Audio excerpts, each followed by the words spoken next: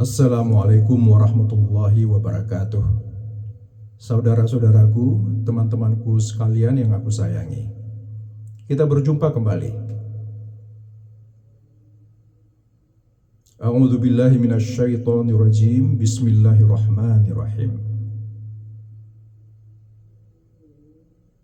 Pada kesempatan kali ini, izinkan saya berbicara tentang sebuah topik yang berjudul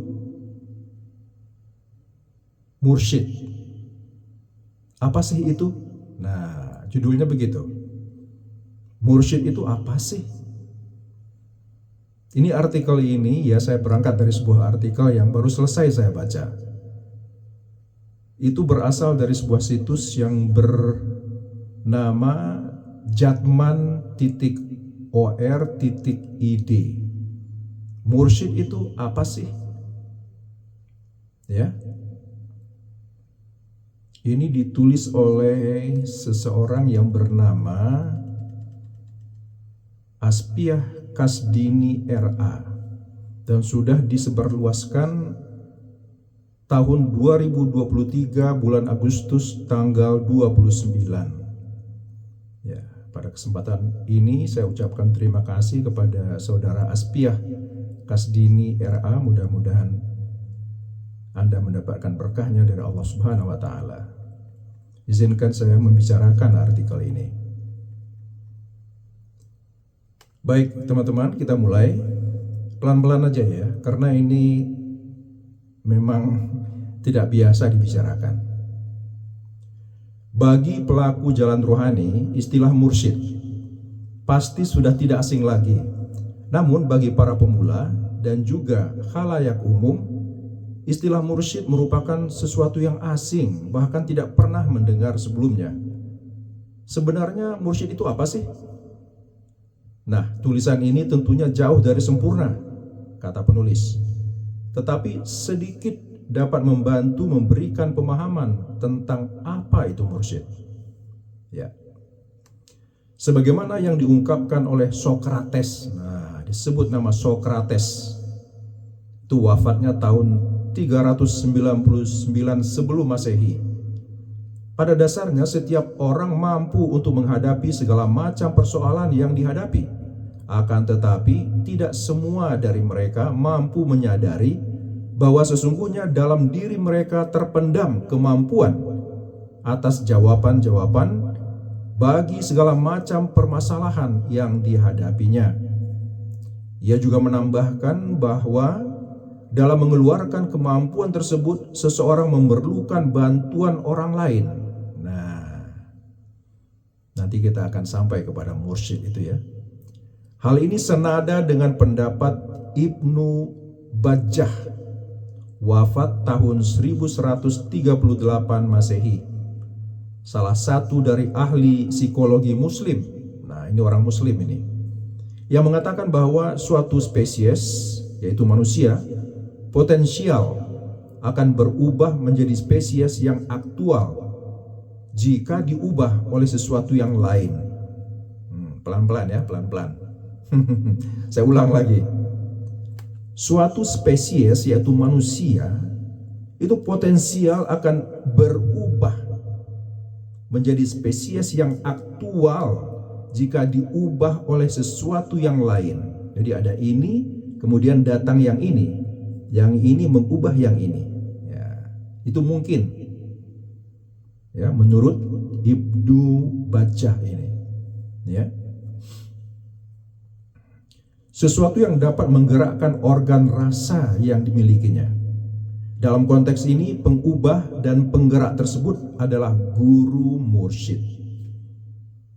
Nah, paham ya? Ada yang pengubah, ada yang diubah.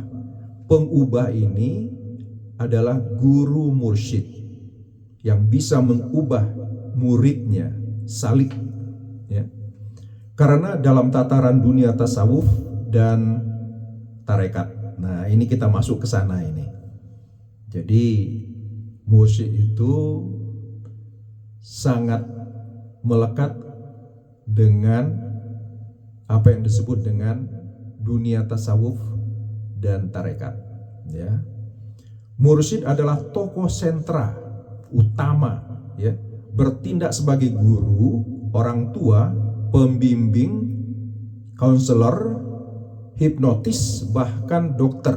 Nah, itu fungsi seorang mursyid itu banyak, bukan hanya mengajarkan ilmu-ilmu agama, tetapi seperti dalam keterangan ini, mursyid itu bertindak sebagai guru, ya iya, orang tua iya, pembimbing iya, konselor iya, orang yang memberikan hipnotis iya, bahkan menjadi dokter dalam tanda petik, ya, karena ini berbeda dengan dokter yang kita kenal dalam dunia sehari-hari yang kita alami ini, ya. Dalam segala hal yang berhubungan dengan keilmuan tersebut secara teoritis dan praktikal.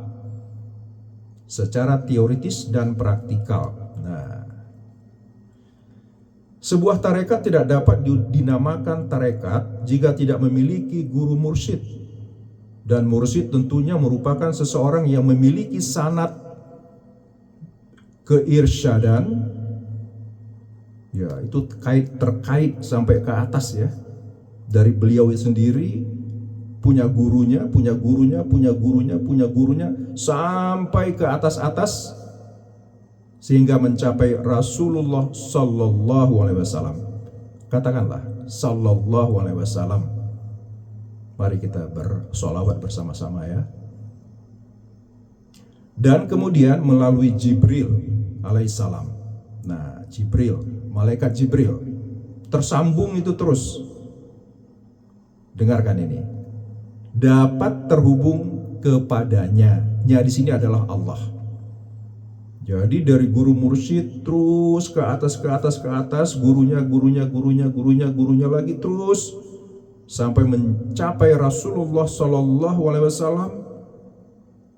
Kemudian melalui malaikat Jibril terhubung lagi langsung kepada Allah, Tuhan kita, Allah Subhanahu Wa Taala. Nah, artinya apa?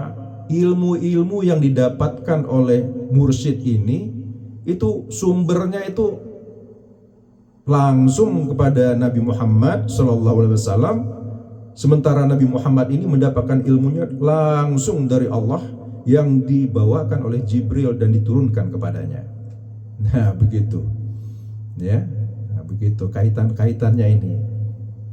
Jadi menurut artikel ini, mursyid itu harus mempunyai yang dinamakan sanad tadi, sanad keirsyadan, terhubung langsung sampai ke atas-atas, sampai ke Allah. Begitu, pelan-pelan, ya, pelan-pelan. Manusia membutuhkan ahli yang dapat membersihkan hati yang kotor. Nah, kita mulai masuk ke dalam pembahasan hati ini. Dan di sini disebutkan bahwa hati itu bisa kotor. Dan kebanyakan hati manusia itu memang tidak suci murni, ya. Ada kotoran-kotorannya biasanya. Dan menurut artikel ini, kotoran-kotoran di dalam hati itu perlu dibersihkan. Kemudian orang yang membantu membersihkan hati manusia itu, terutama hati murid yang mengikuti petunjuk-petunjuk dari mursyid itu, yaitu adalah mursyid itu sebagai gurunya. Mursyid itu bisa membantu membersihkan hati manusia. Ya, pelan-pelan, ya. Mursyidlah sang ahli itu, sang ahli pembersih itu. Dalam karyanya yang berjudul Al-Ghunyah, Syekh Abdul Qadir Al-Jailani. Nah, ini kita udah masuk kepada seorang tokoh yang sangat dikenal luas ini di dalam dunia tasawuf, dunia tarekat ini. Beliau menjelaskan bahwasanya penyebab hati menjadi buta adalah kelalaian yang membuat orang melupakan Allah dan pekerjaan, tujuan, janji seseorang kepadanya. Nah, ya, Hati itu bisa menjadi buta katanya. Kelalaian yang disebabkan oleh kelalaian, ya, yang membuat orang melupakan Allah. Nah, dan pekerjaan, tujuan, janji seseorang kepada Allah ketika di dunia ini, yang tentunya dapat teratasi jika selalu mengingatnya. Wah, kita udah mulai masuk kepada mengingat, ya, berzikir itu artinya itu. Allah itu memang perlu diingat terus menerus, kalau bisa 24 jam sehari, kalau bisa lebih 24 jam dalam sehari. Ya.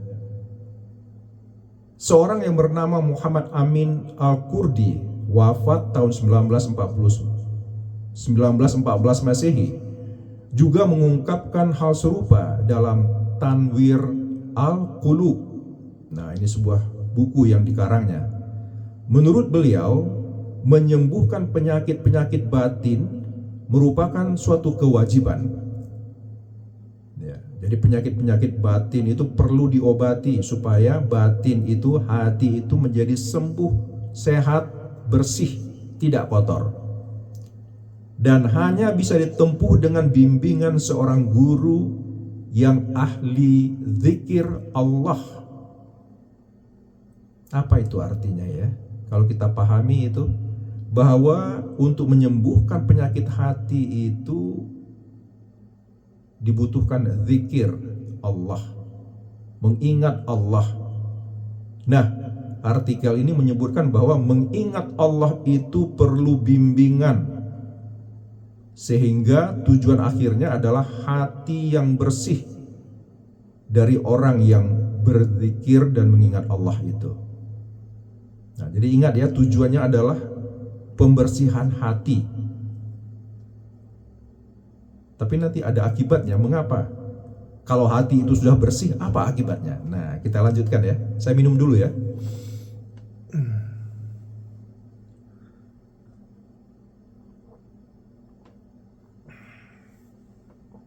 Alhamdulillah.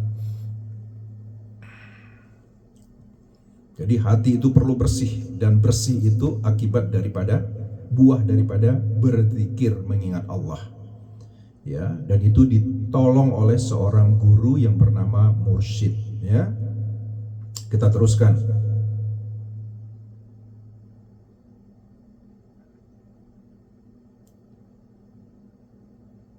Jika telah hilang penyakit-penyakit hati tersebut, maka seseorang akan berada dalam kebahagiaan yang diinginkan secara universal. Jadi kebahagiaan itu diinginkan oleh semua orang. Sifatnya umum itu. Siapapun ingin bahagia. Tapi bagaimana mencapai kebahagiaan itu? Nah, disinilah kita mempelajari cara-caranya, kiat-kiatnya. Dalam pengertian ini, mursyid dapat dikatakan sebagai jalan. Ya, ingat, jalan untuk memperoleh kebahagiaan dan ketenangan. Itu artinya apa ini? Artikel ini menyebutkan bahwa sulit bagi manusia biasa itu untuk mencapai ketenangan dan kebahagiaan dengan usahanya sendiri. Karena manusia yang pada umumnya itu terbatas ilmunya. Beda dengan orang-orang berilmu, ya, orang-orang berilmu yang sudah menuntut ilmu, para ulama, dai. Nah, ini ada lagi yang namanya mursyid. Beda lagi kualitasnya itu. Mari kita pelajari siapa dia itu. Apa sih mursyid itu? Judul artikel ini. Sangat mustahil sekali manusia terlepas dari penyakit-penyakit hati. Namun semua itu ada obatnya. Seperti yang dibawa dan diajarkan oleh para nabi dan rasul terdahulu, seperti yang dikatakan oleh Abraham H. Maslow, wafat tahun 1970. Nah, ini artikel ini mengutip ucapan-ucapan orang-orang barat yang non-muslim juga, karena mereka ahli di dalam bidangnya, ya. Ahli pula di dalam topik yang kita bicarakan ini, tentang sifat manusia, ya, kebiasaan manusia, ya, baik yang buruk maupun yang baik. bahwa tidak mungkin untuk saat ini ditemukan manusia yang sempurna. Jadi manusia ini sudah dikaji oleh para ahli ya. Bukan saja orang-orang muslim, tetapi orang-orang barat itu pun sudah mengkaji tentang manusia ini. Siapa nih manusia ini? Apa kualitasnya? Apakah hanya tubuh saja yang dimiliki manusia itu? Atau lebih daripada jasad saja? Nah, itu udah dikaji oleh orang-orang berilmu itu, muslim dan non-muslim. Karena pada umumnya manusia itu ingin mengetahui siapa dirinya itu. Aku ini siapa sih ini? Aku punya tangan, aku punya kaki, punya mata, telinga, bibir, hidung, alis mata, rambut. Tapi aku ini siapa ya? Aku ini siapa ini? Apakah hanya sekedar itu saja yang namanya aku itu? Tapi aku kok bisa merasakan macam-macam ya? Aku bisa merasakan sedih, merasa khawatir, cemas. Anakku belum pulang dari kantornya misalnya. Ya kan? Hari depan kayak apa gitu loh. Apakah aku bisa selamat? Ini perasaan ini aku juga ya. Tapi kok tidak ada bentuknya itu loh. Bentuk jasadnya itu nggak ada, tapi ada gitu. Adanya perasaan itu, ada yang tidak tampak itu memang ada gitu loh. Nah, ini sudah dipelajari orang ini. Pelan-pelan ya, pelan-pelan. Ya. Oke. Ya. Jadi sangat mustahil manusia terlepas dari penyakit-penyakit hati. Namun semua itu ada obatnya, seperti yang dibawa dan diajarkan oleh para nabi dan rasul terdahulu. Ya kan? Nah, itu dalam kaitan ini disebut nama Abraham Maslow tadi. Meninggalnya juga baru-baru ya, 1970 katanya. Bahwa tidak mungkin untuk saat ini ditemukan manusia yang sempurna. Namun tidak jauh kemungkinan bahwa terdapat banyak manusia yang dapat disempurnakan dalam hubungan apapun itu. Nah, pelan-pelan ya. Ini ada nama lagi yang disebut di sini nih, pelan-pelan. Inilah yang Abah Anom dan para guru tarekat sebelumnya coba wujudkan. Nah, ini disebut nama Abah Anom, tokoh yang terkenal ini. Sangat-sangat terkenal. Nanti kita teruskan membacanya dulu ya. Yakni memperbaiki derajat manusia menjadi manusia yang baik sebagaimana yang dicontohkan oleh baginda Rasulullah sallallahu alaihi wasallam. Katakan sallallahu alaihi wasallam. Konsep tasawuf. Nah, ini juga harus dipelajari ini sebenarnya. Apa itu tasawuf? Tapi pelan-pelan dulu aja lah. Kita fokus dulu pada apa yang disampaikan oleh penulis artikel ini. Konsep tasawuf adalah konsep yang sesuai dengan yang termaktub dalam Al-Quran dan hadis yang menggambarkan bagaimana hubungan dan kebutuhan antara makhluk dan Khalik, Tuhannya. Hubungan yang nyata dan merupakan salah satu hal kebutuhan fitrah yang sangat mendasar bagi setiap insan, yaitu kebutuhan akan kekuatan yang lebih dari mereka. Nah, jadi kita membutuhkan kekuatan yang lebih daripada yang kita miliki ini. Ya. Akan tetapi hal tersebut tidak berlaku bagi sebagian orang. Mereka bahkan tidak mempercayai adanya hubungan ini. Di antaranya ialah tokoh sekuler barat, yakni Friedrich Schiller, wafat tahun 1805, yang dikutip oleh Max Weber, wafat tahun 1920. Artikel ini banyak menyebut nama-nama asing ya, tapi nggak apa-apa ya, karena diperlukan terkait dengan topik yang dibahas.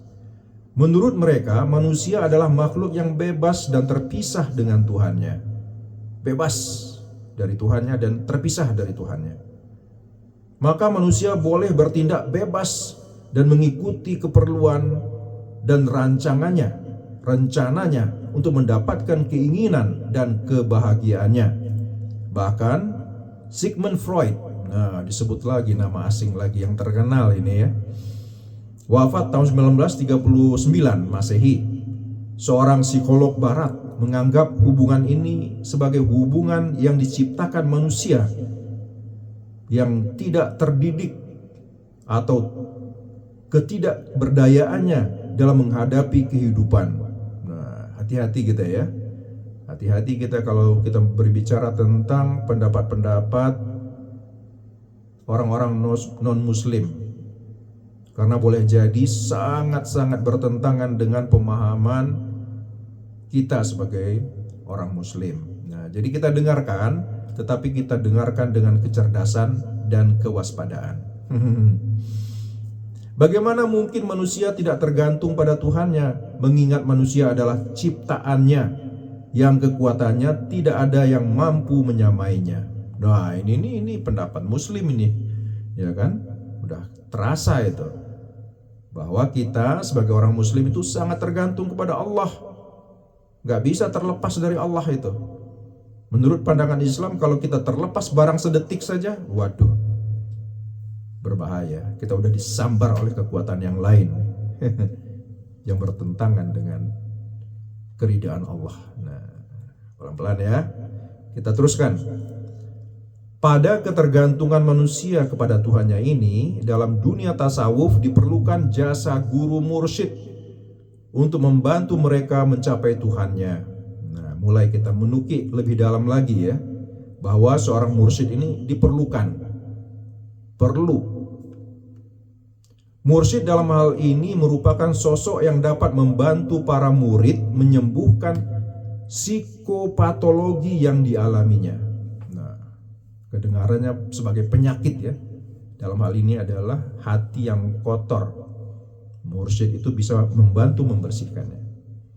Meskipun mereka tidak memiliki latar belakang secara akademik dalam bidang psikologi, seperti halnya para ahli kejiwaan, namun mereka di sini adalah mursyid, dapat membantu para muridnya menyelesaikan masalah yang dialami. Melihat fenomena ini, Abraham H. Maslow yang tadi disebut ya, menilainya sebagai sesuatu yang lumrah terjadi dalam masyarakat. Dengan catatan, ia tetap menilai para psikoterapis yang tidak memiliki latar belakang masalah kejiwaan secara akademik ini tidak mengetahui mengapa dan bagaimana keajaiban itu dapat terjadi. Keajaiban yang dimaksud adalah kembalinya para pasien atau para murid yang bermasalah menjadi manusia yang sehat kembali secara fisik dan mental. Jadi dia beranggapan bahwa orang-orang seperti mursyid ini memang bisa membersihkan, menyembuhkan hati, tapi mereka tidak tahu secara ilmiah itu bagaimana terjadinya penyembuhan itu.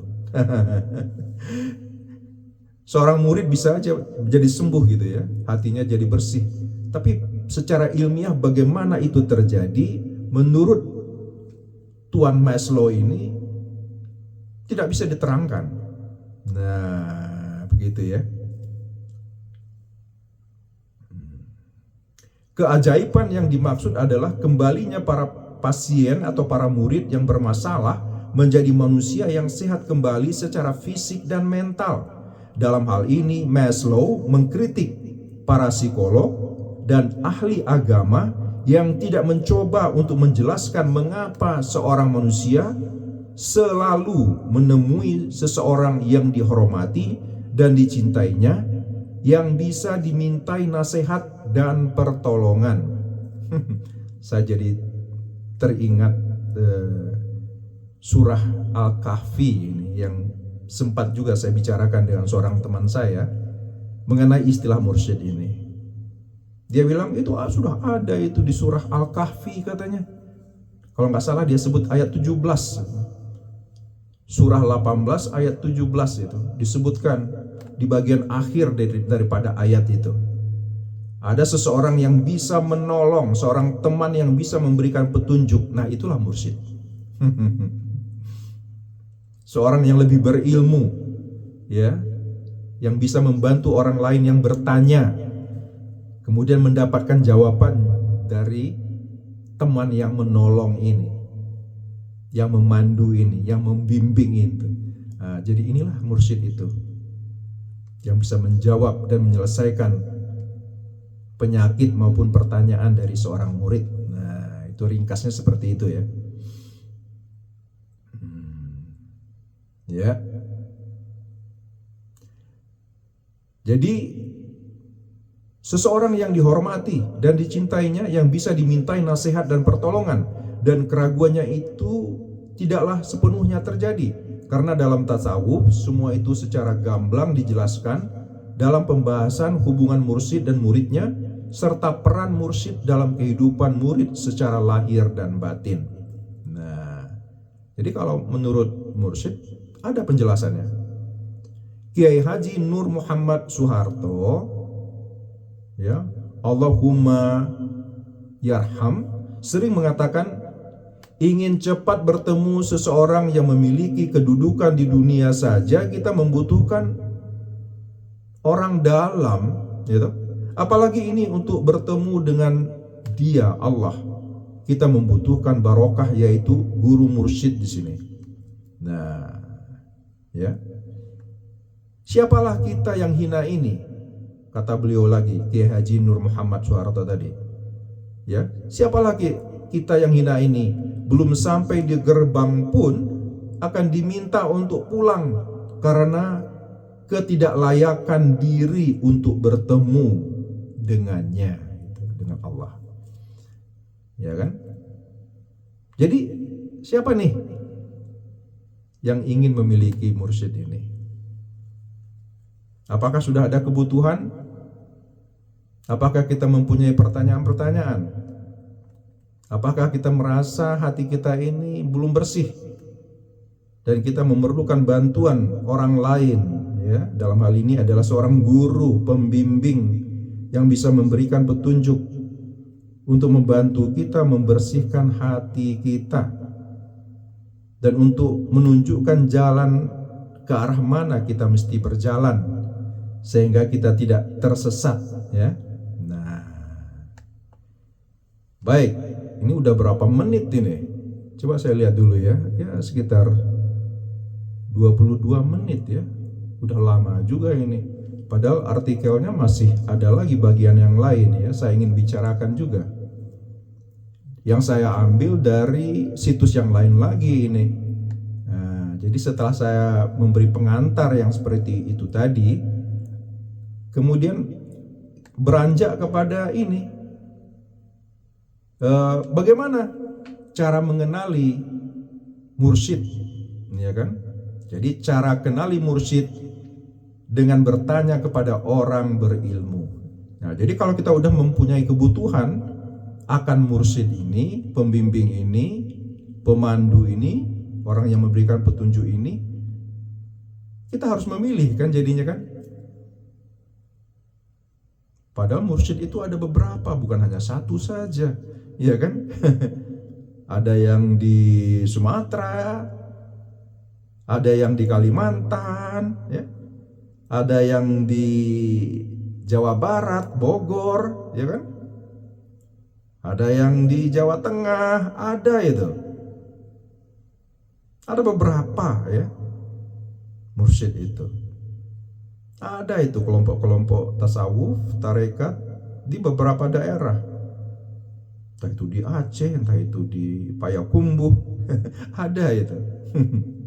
Ya. Jadi yang penting itu adalah pertama-tama bagaimana cara kita mengenali mursyid itu.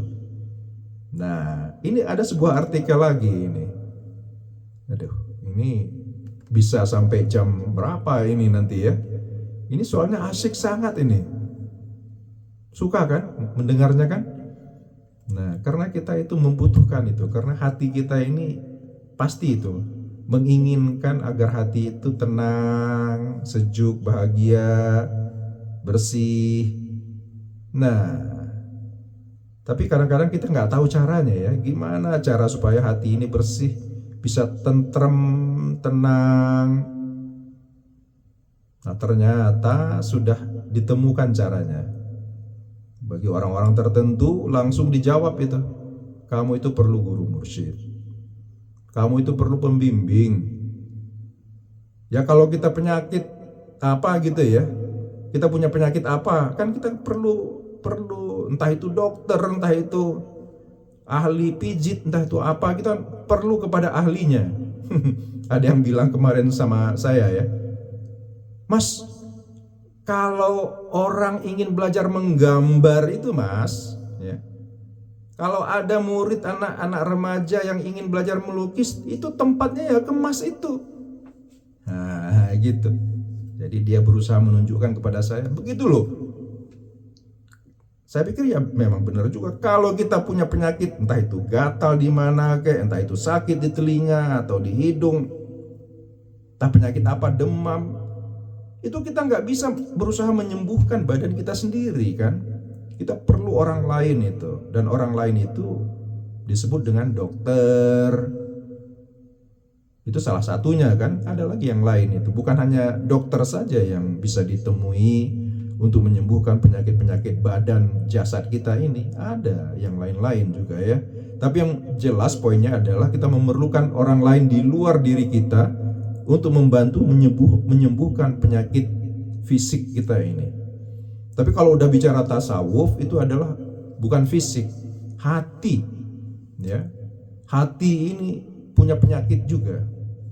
Ada dengki, ada benci, ada dendam, ada yang suka mencela, suka menuduh, suka berbohong, suka berdusta, suka menyangkal, penyakit-penyakit hati, suka iri, suka dipuji, suka ria. Itu semua penyakit-penyakit itu yang mesti disembuhkan kalau seseorang itu menginginkan ketenangan dan kebahagiaan, ya kan? Kalau itu tidak disembuhkan, itu penyakitnya bisa semakin parah, semakin parah, semakin parah itu. Orangnya sangat tidak bahagia itu sampai akhir hayatnya. Maukah kita menjadi orang yang menderita karena menyimpan penyakit-penyakit itu di dalam hati? Enggak kan, kita enggak mau kan? Kita maunya itu hati kita itu dipenuhi oleh cinta, cinta kepada Allah, cinta kepada Rasul. Bukankah begitu? Ibarat hati ini sebuah cangkir begini. Nah, ini sambil saya minum dulu ya.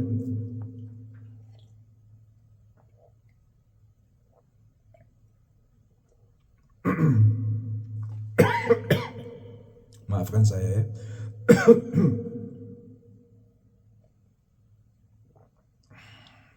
Alhamdulillah. Ini namanya apple cider gitu. Ya kan, jus apel gitu loh. Enak, manis tapi menyegarkan gitu.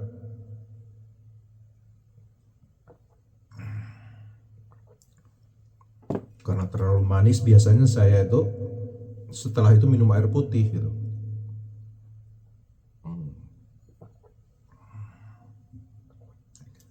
Alhamdulillah.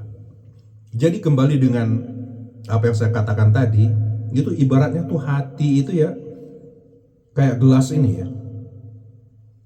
Gelas ini kan wadah saja ini.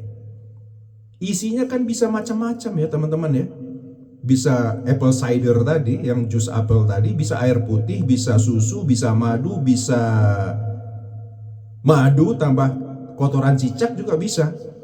Ya kan? Bisa susu tapi ada unsur lain juga.